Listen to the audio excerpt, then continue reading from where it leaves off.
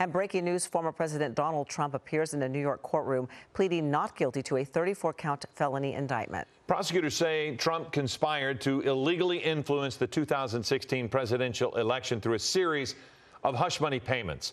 Eyewitness News reporter Josh Haskell joins us now with the breaking developments. Josh. It was a remarkable day in New York City and for this country that brought former President Trump back to New York City, but not because he wanted to be there, but because he had to surrender for his arraignment on criminal charges.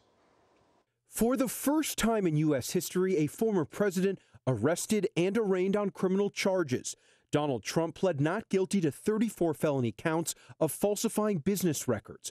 Trump first processed at the Manhattan courthouse, fingerprinted, then seen walking into the courtroom to enter the plea himself.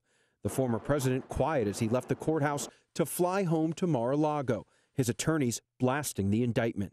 I think that what you saw in the indictment that was unsealed today is exactly what has been talked about for the past 7 years, and the district attorney has turned what is actually a completely political issue into a political prosecution, and it's not a good day. Trump's lawyers saying the indictment has no facts and that they will fight the charges.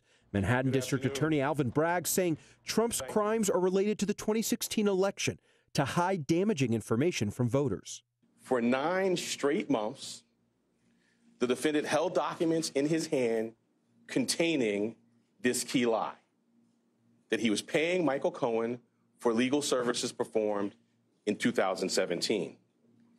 And he personally signed checks for payments to Michael Cohen for each of these 9 months.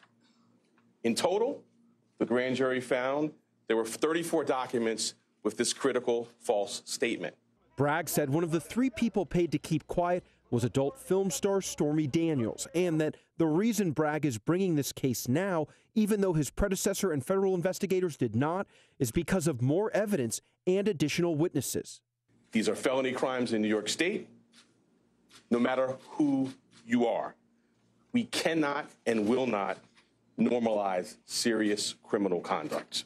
And Trump will deliver a speech tonight from Florida reacting to his arraignment. Mitt Romney, the only Republican senator to vote to convict Trump twice in his 2 impeachment trials, said he believes Bragg stretched to reach felony charges and that it damages the public's faith in our justice system. Prosecutors asked for a trial date of January of next year, but Trump's legal team argued that was too aggressive.